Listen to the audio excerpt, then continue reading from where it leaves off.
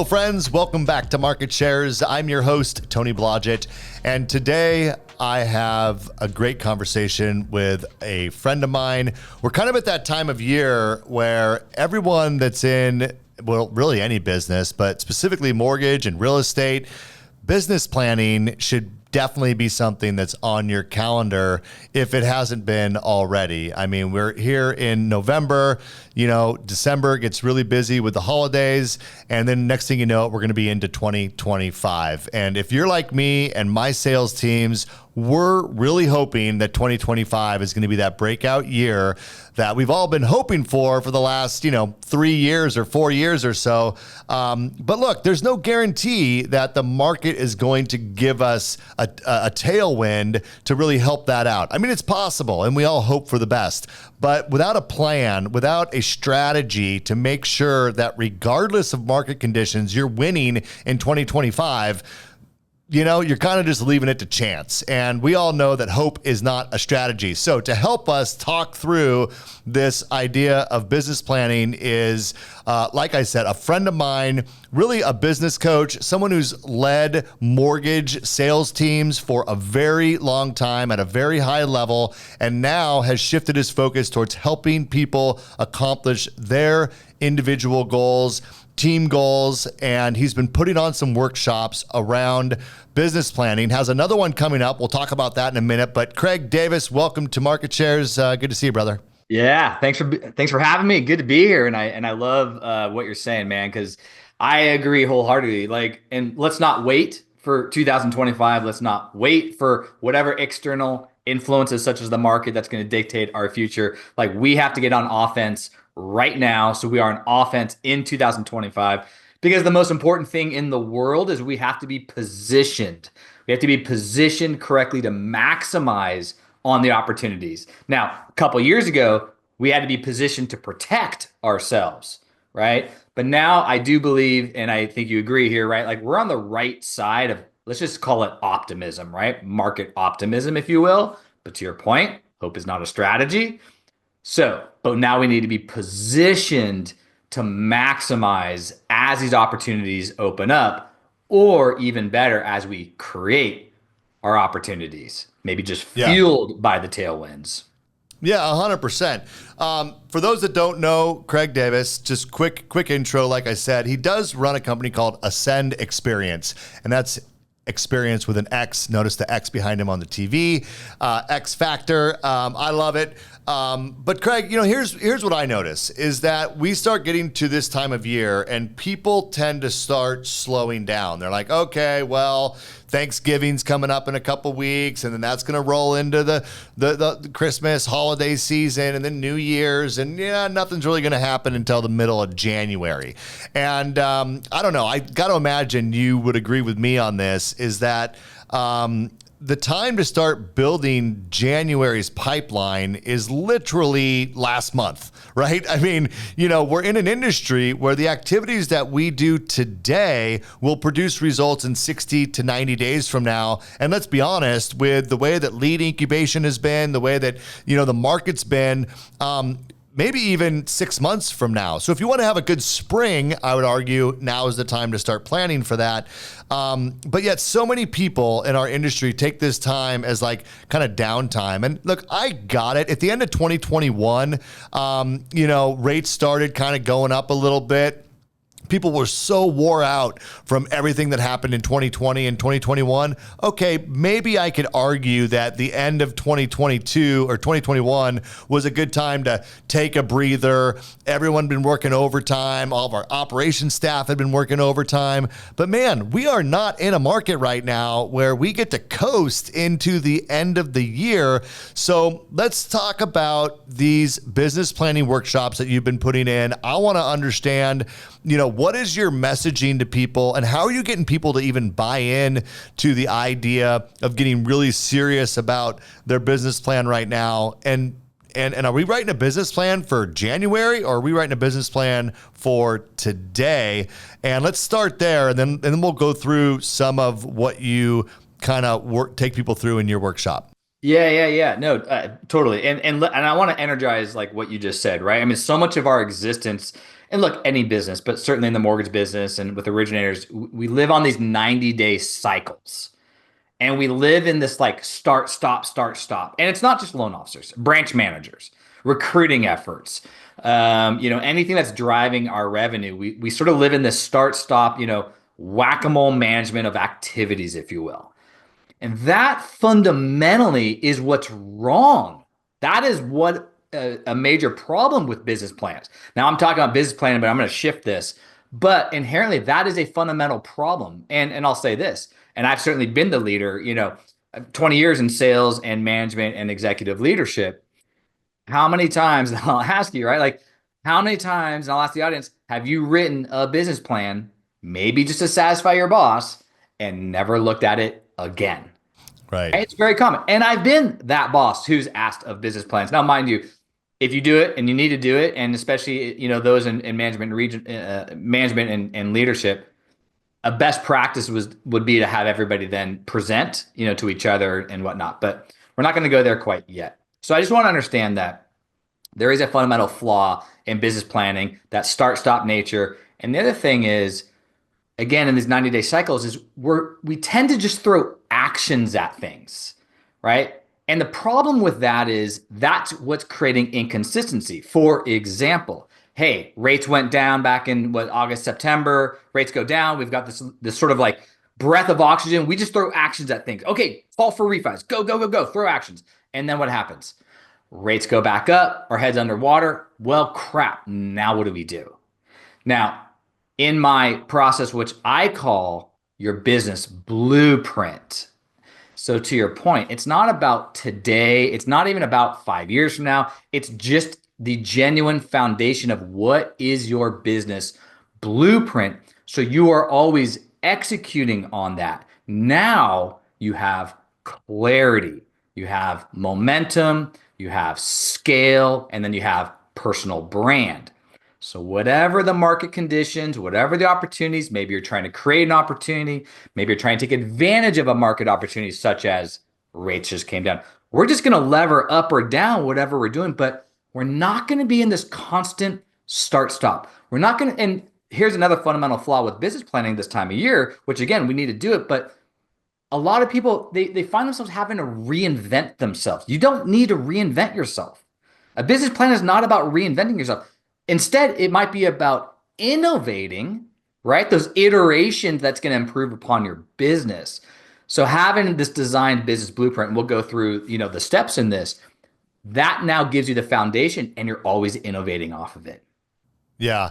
Well, one of the worst things, and I think some people have just come to be accepting of the fact that in our industry, your business kind of goes like this. It's up and down and up and down.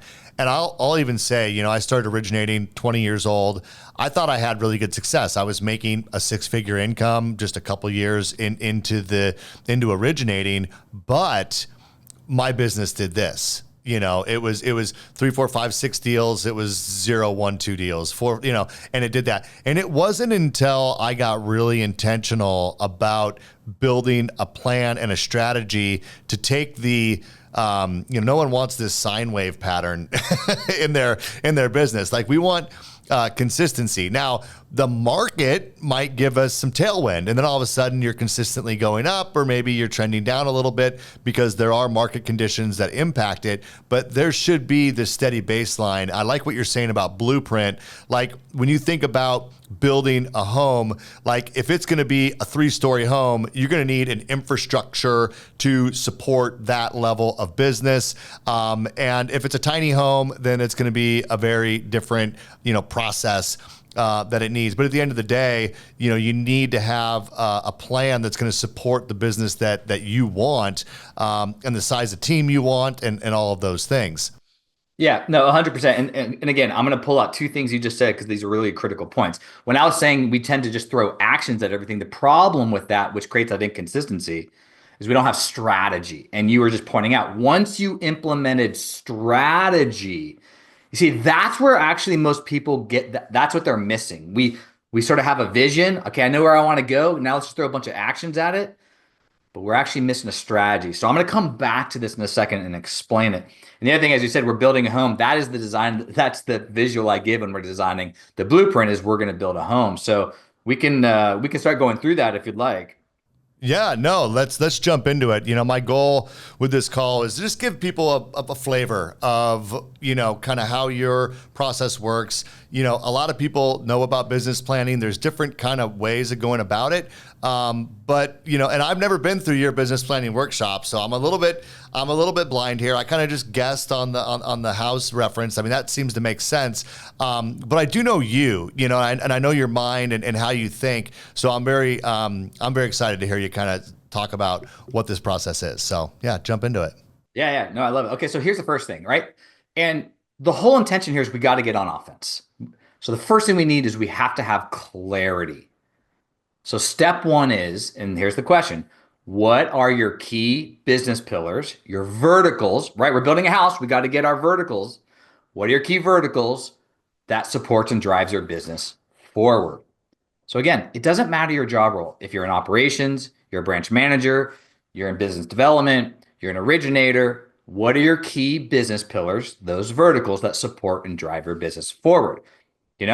Let's say you're a branch manager, because a big focus of mine is really with branch managers. Okay, so maybe you're a producing branch manager, so you need your sales is probably a vertical. Marketing is probably a vertical. Recruiting might be a vertical. Profitability might be a vertical, right? At least I hope it is, I right? like those last two a lot, Craig. I like the recruiting and the profitability. Like That's why I'm so let's focused on go. branch managers, right? Because I think the branch manager is one, I think it is the most important role in our industry because everything pivots off the branch manager's desk.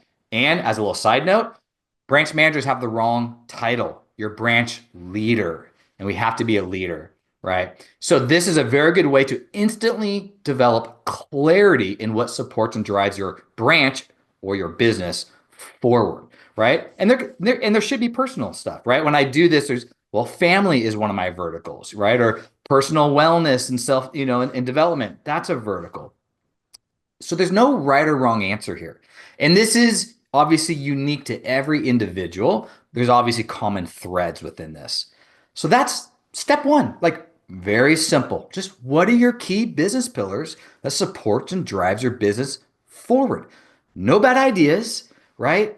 Just identify that. Now here's Is there a number of them, Craig, that you think is the right amount to focus on? Is 4 the magic number? Is 6 too many? I mean, what's your best yeah, practice I'm there? usually around 4 to 6. Okay. Now, this can grow, but like this isn't about having 50 verticals, right? That's too many.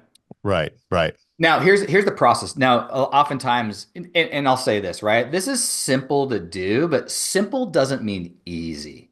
When you actually start sitting down and doing this, like you're gonna get consumed with a lot of information. Your mind's gonna be moving 1,000 miles an hour.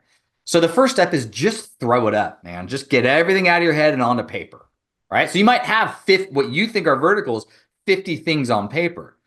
Now start looking at the categories, the commonalities, the common threads, and start putting that together. So all of a sudden, 10 things really becomes one thing. Maybe it's just sales, or maybe it's just marketing. It's not social media and email. That's all within the vertical of Mhm. marketing, let's say, for example, right? Right. So, and a lot of people like, and I love it because I mean, in my last workshop that I gave, or the first question, and very good branch managers like, I don't even know where to start. Like, I can't even get this out of my head. Perfect. Just throw it up, like I said, like just get everything out of your head. Now, the context behind this, which is really where I developed this blueprint, is what I used to use in leadership, and you certainly know as in executive leadership is, man, you have to move mountains. Like everything is on your plate within the organization, and so the way I did that was a tactic that I called compartmentalize and then prioritize. So that was my initial way of then saying, what are my key business pillars that's to move my business? So again, it could be branch manager management. It could be I was running MSR recapture. It could be profitability. It could be recruiting, et cetera, et cetera. And then I would just prioritize what needs to get done. So that's just a little background of how I designed this concept. So I'm just going to come back to step one, just identify what are your key business pillars. Okay. Yeah. So any questions or thoughts on that before I move on? Well, I'm kind of curious as we go through this, like, how do you keep those things top of mind as you go through the year? So I'm sure you'll get to that. But, I think what happens, look, you said producing branch managers, producing branch leaders is the most important job. It's also one of the most difficult jobs, but it can also be one of the most financially rewarding jobs if you can do it well. But you're juggling a lot of balls. And what ends up happening is that I think it'd be, I don't want to say easy, but I think most of us could identify the key pillars that are important to our business. But the challenge, I think, is that there's one of them that probably tends to dominate your time once you get into the thick of it. And for, unfortunately, many branch managers, it's personal production.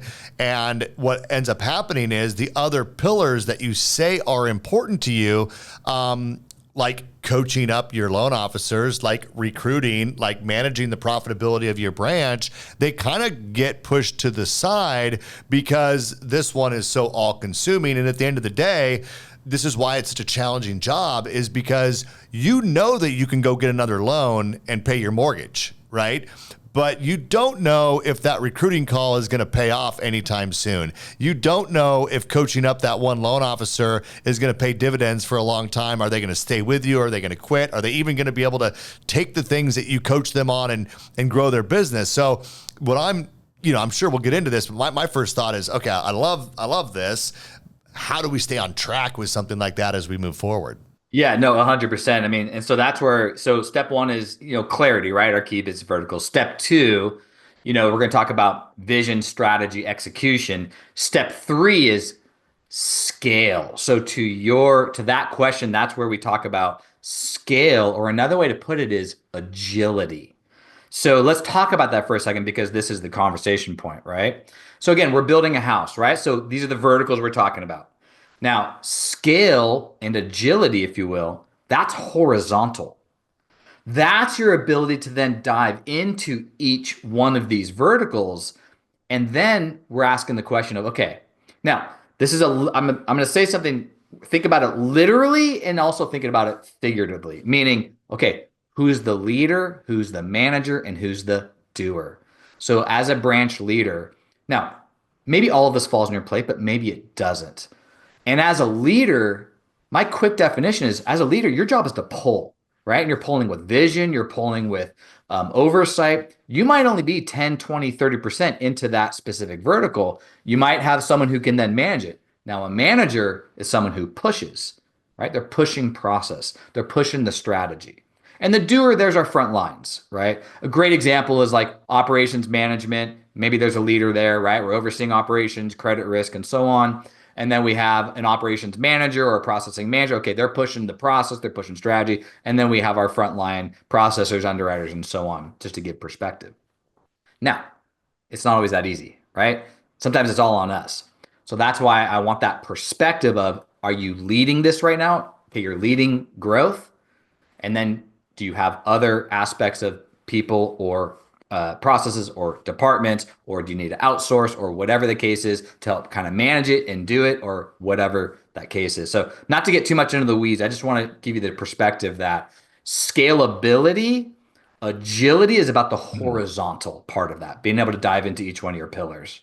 Yeah, no, and that makes a lot of sense. It's funny when you mention the manager kind of pushing, the leader pulling, it reminds me of a meme that I've seen. I'm sure people have seen this, right? Where you got like this, these people pulling this chariot with a manager on it, cracking the whip, but then you got this leader, and it's a true leader is up front helping to pull with the people doing the work. Like you're, versus the leader, like, or the manager, like telling people to go.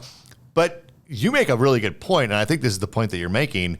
Both of those things are actually important. Like, you can't just be a leader and a visionary and say, hey, follow me, and then go, and then realize that there's people behind you that need help, they need support, they need, they need some pushing sometimes and some accountability.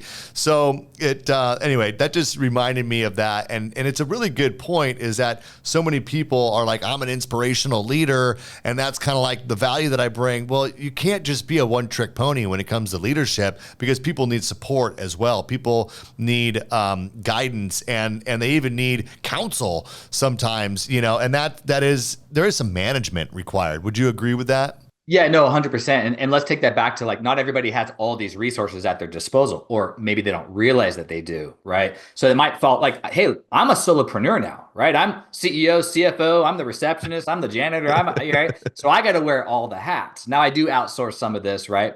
But my point is, I get it. A lot of this falls on our plate. So I just want the perspective of, hey, right now I have to lead. To your point, I got to be out front. Hey, team, this is our vision. This is where we're going. So, okay, so now I'm going to come back to step two, right?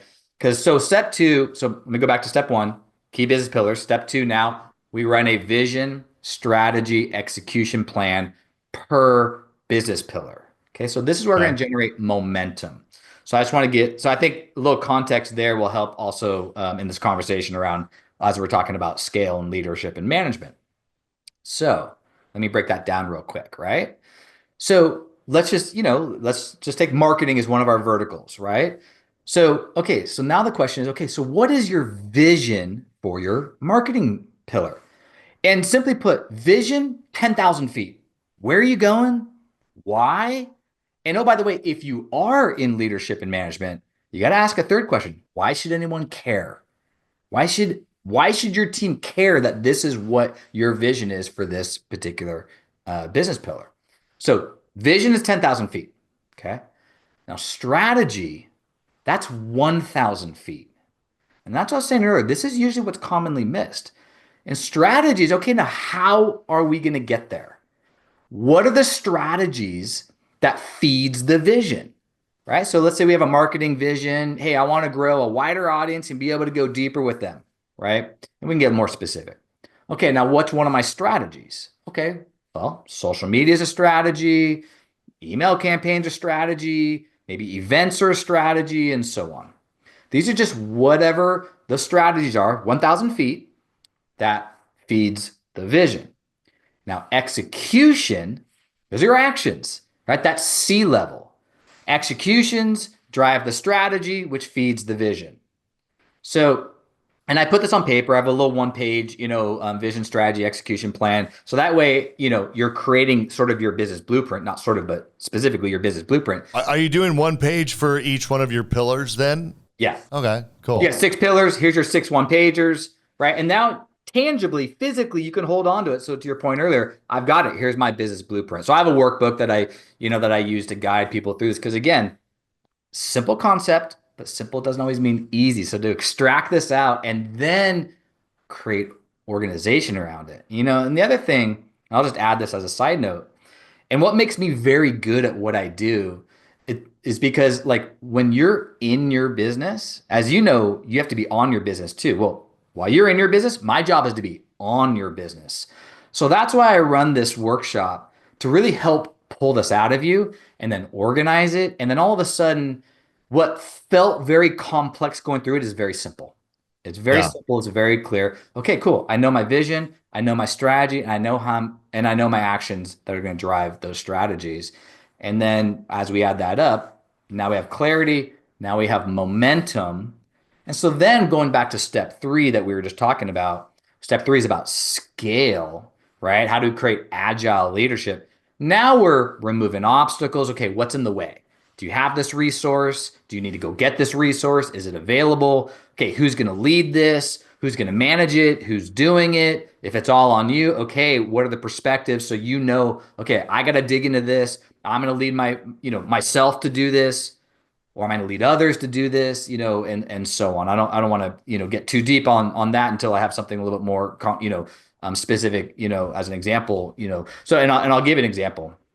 Going back to talking about rates coming down, right? We're just throwing actions out. You better call for refis, and all of a sudden those 3 weeks go up, and shit. Now what do I do? Right. So I give an example of. Okay, it was the shortest refi boom in the history of the mortgage. It was industry. Glorious, right? We all got excited, right?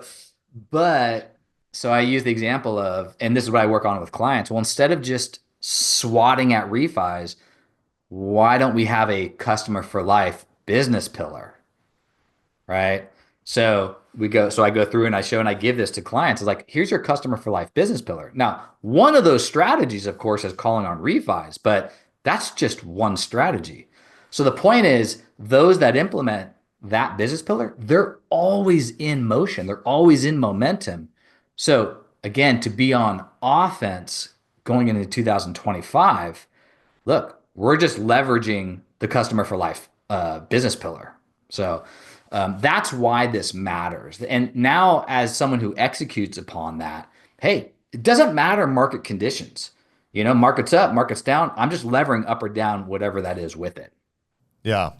Well, I love it. So one of my questions is, when it comes to business planning, how important do you think it is for people to set aside like dedicated time?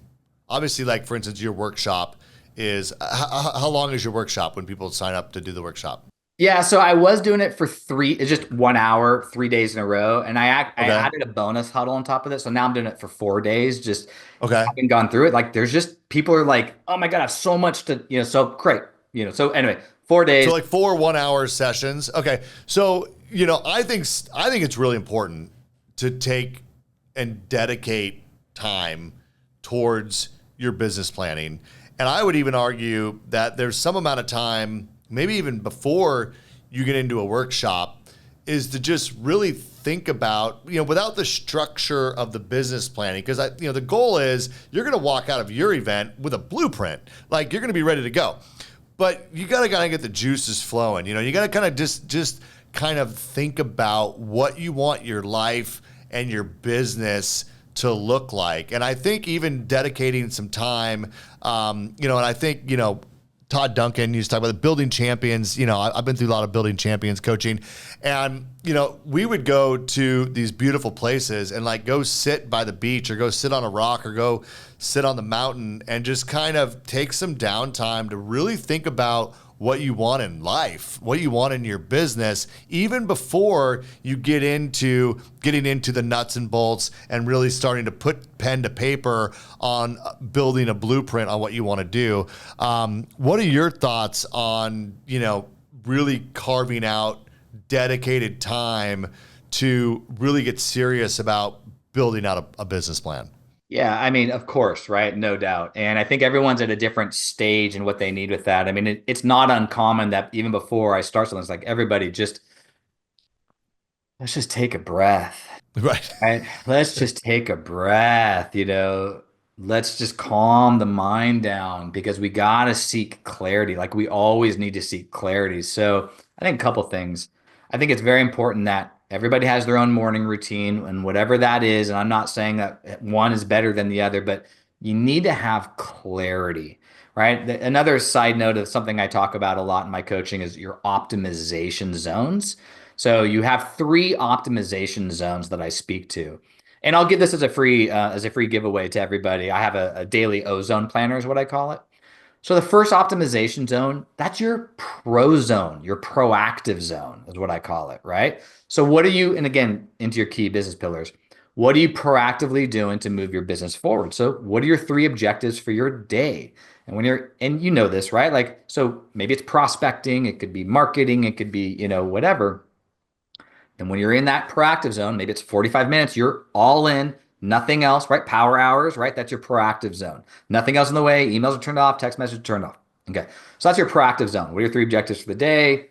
Now, the second optimization zone is your reactive zone. Okay, cool. I just did my 45 minutes to an hour of prospecting. Now I got to react to my day. Okay, what are my emails, my text messages? I got to chase down the Smith transaction and my to-do list. Da da da da da. Right? Maybe it's another 45 to 60 minutes. So these are you're balancing proactive and reactive. But here's the point of why I want to bring this up. Because your third optimization zone is what I call your oxygen zone. It's really important that we get oxygen, right? Because we can think clearly. Now, so much of our lives now, we have marketing, we have social media, we're trying to create content, we're doing videos. You need clarity to be able to do that and think, right? What about just drinking a glass of water? What about looking outside and well, I know you're in the Northwest, I'm in California, I get a little more blue sky than you do, but Yeah, a little looking bit. outside and getting a little blue sky.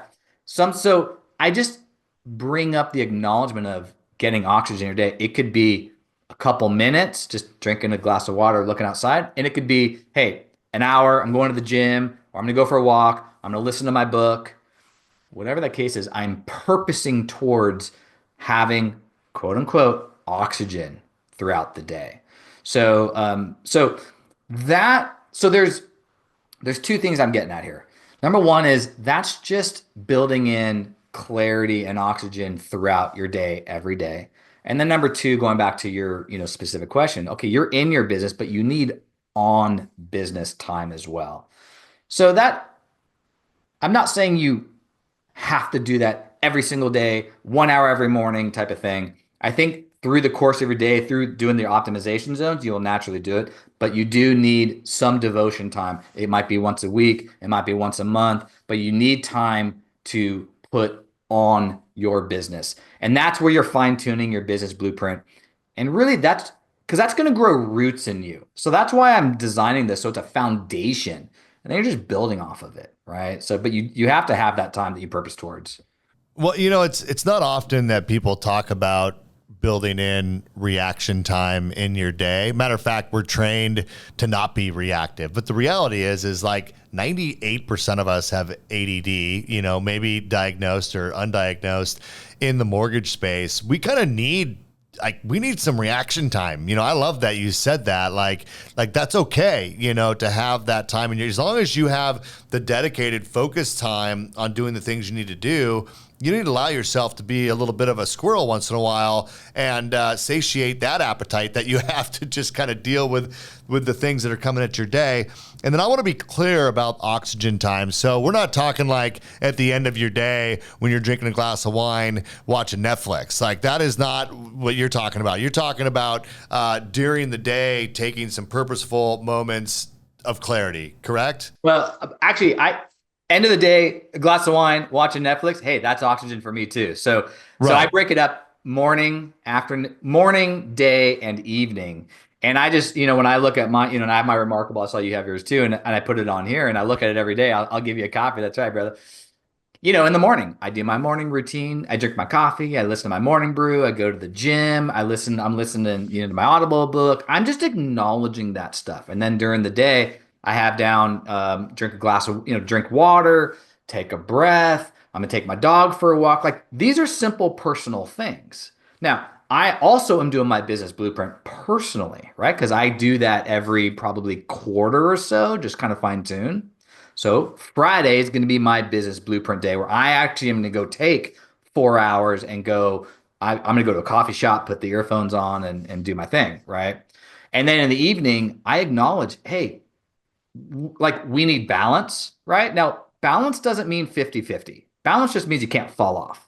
So I might be working till 6:37, or maybe I'm off at 5. I don't know. We'll see how the day goes. But my point is I'm acknowledging that I will cook dinner for my wife and my daughter. And if I'm so lucky, I'll have a glass of wine and watch some Netflix too. But I'm putting that down there so it's in the forefront of my mind because all of that feeds me. All of that like gives me clarity, gives me oxygen. So personal and business. Yeah. Well, I do like to watch a little bit of TV in the evening, unwind before I go to bed. I use the wine reference because most people drink, but 19 months, brother, without one drink of alcohol. So I am not having wine and watching Netflix. And for those that really want to shift your life into another level in 2025, hey, I'm just saying for me, not drinking at all certainly doesn't hurt my mental clarity, my focus, my level of excitement for not only life and business, but hey, that's just me. Everyone can do their own thing. I don't judge. And I'll share what I did this last year too. So I didn't feel like I needed to go just a straight, cut off, right? Like I'm only human, right? A glass of bourbon and a glass of wine. Hey, but this is what I did do. I said, I'm just going to do less. Now for me, that works, right? So but and I'll give you the neuroscience behind this. By me establishing that I'm just going to do less, I just created that lens I'm going to look through. And then literally as soon as I established that, I no longer felt like, well, it's the end of the day. I've got to go have my glass of wine, which becomes 2 glasses of wines, which becomes, a bourbon as well. And I'm like, okay, it's a Tuesday. Right. I don't need that. Right. So, right. So, but like for anybody, it's just like, just say just be the person who does less and you'll instantly drop that craving down a little bit. And that's all I do, a couple, whatever, a bourbon here, glass of wine there, so that works for me. Yeah. Hey, I think whatever works. I mean, look, the reality is we're an industry, we're a society really, but we're an industry that tends to be, really, for some reason, alcohol is a major part of our culture. And it's just something that's going to slow you down at reaching your goals. I wasn't going to even talk about this, but since we're on the topic, a lot of people are probably going to be thinking about dry January, because a lot of people do that, which is cool. Take a month off. I'm just going to plant a seed for those people that do dry January, because it was sober October when I listened to the book, The Easy Way to Control Alcohol, that for me just flipped a switch that said, yeah, I don't really need this alcohol at all.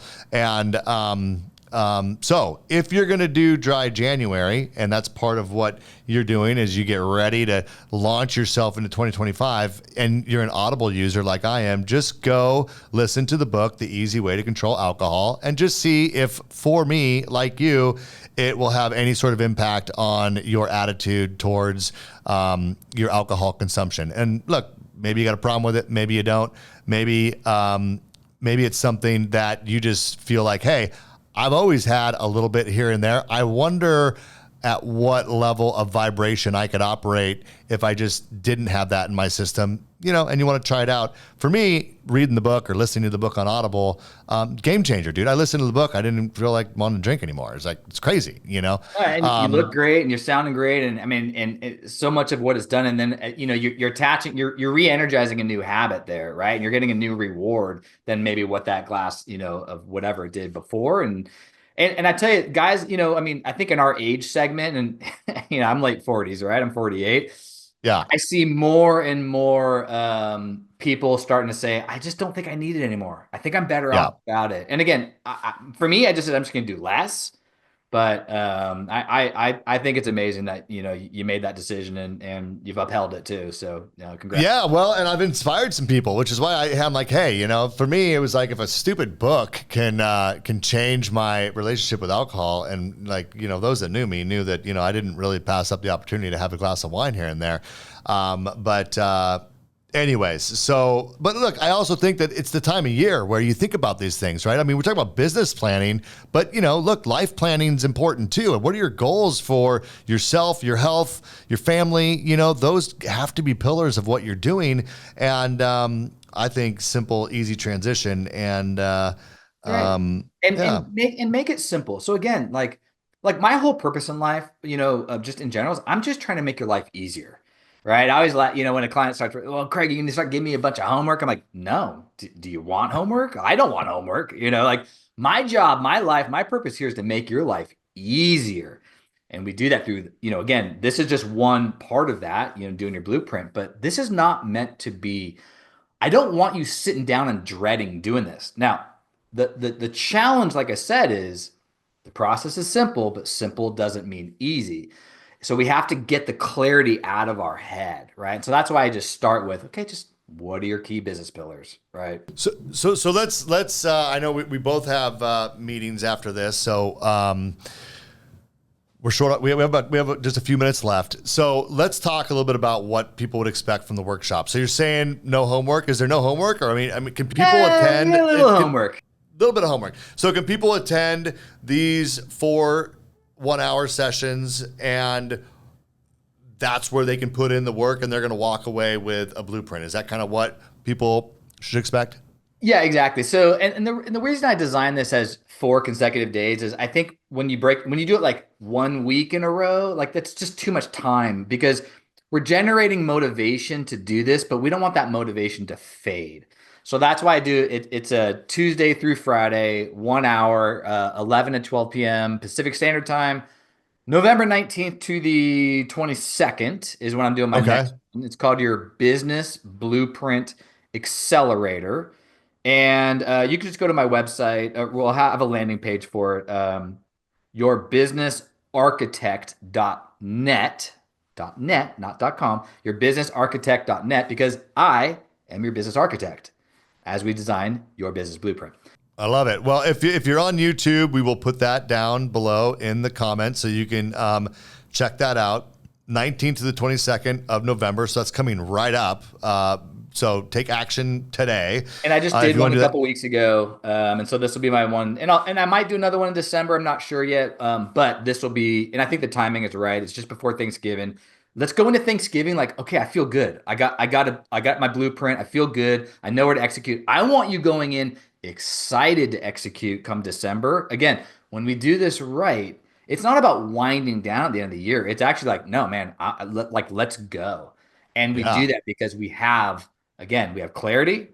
And then we have momentum because we have a vision and a strategy and an execution of how we're going to drive that.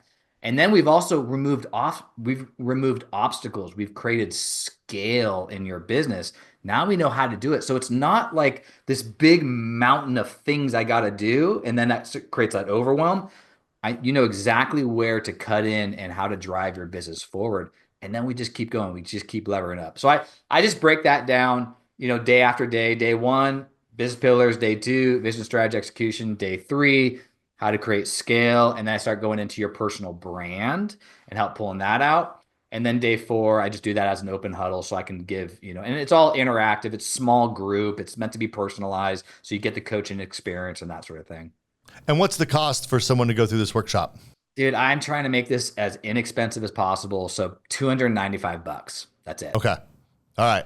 Well, look, you guys, I think that we would all agree that we need a plan. We need a business strategy. I would encourage you to check out what Craig's doing. Like I said, I've known Craig for a long time, and he sat in the same seat that I sit in. He was, a leader of, I think you were a divisional leader, national, sales leader. And, so he definitely has the background and wants to, and knows the mortgage space specifically, right? So if you're in mortgage, like, Craig's a really good resource to tap into, and I think just has this leadership perspective, which is, I think, what people need. So especially branch managers, or maybe you're in a situation where you're just not getting that kind of support. For a couple $100, like, tap into someone who's got a track record of helping people accomplish these goals at a high level. The people who introduced me to Craig when I first met him were the people that worked for him and said, you got to know this guy. Like, the people that have worked for Craig love Craig. And so put him to work for you in your business. And, why not? Craig, I want to thank you for doing market shares. I'm glad we were able to get this kind of fit on the schedule here. I've been seeing what you're doing out there, and you're really helping, people's careers and taking your passion for personal development. And yeah, I mean, I see you being an entrepreneur and doing your own thing, and, good for you for taking that leap. But I know, in knowing you, that it's from the heart, and you just want to help people, have the success in their business and their life. So thanks for all you're doing, man. And thanks for taking the time to come on Market Shares. Yeah, absolutely. Thanks for having me, and love to do it anytime. And yeah, man, this is my joy, purpose, and passion, man. This is what's always made me successful throughout my sales and management and leadership career. I'm just now doing this and executing on it at a deeper level now on the entrepreneurial side of it. And so I appreciate the acknowledgement of that and whatnot. And shit, man, if I could win the lottery, I'd do this for free, but I haven't quite won that lottery yet. So. Hey, you never know. You never know. You never know. You can't win the lottery without buying a ticket, though. So there is that. Neither do I. But all right, you guys. Well, those of you that are in the audience, check out Craig. Check out his website. We'll put the link to the website, the link to sign up for what he's doing, and just follow him on social media, because he's, I see you everywhere, Craig, and you're definitely getting after it. Follow what Craig's doing. He's an influencer in the mortgage space. And for those of you that love the content here, if you think someone else that's in your branch, someone else that in the mortgage business could benefit from what Craig's doing, please share this episode with them. Tell people about what we're doing here at Market Shares. I would definitely appreciate that. And until next time, take care. See you soon. Bye for now.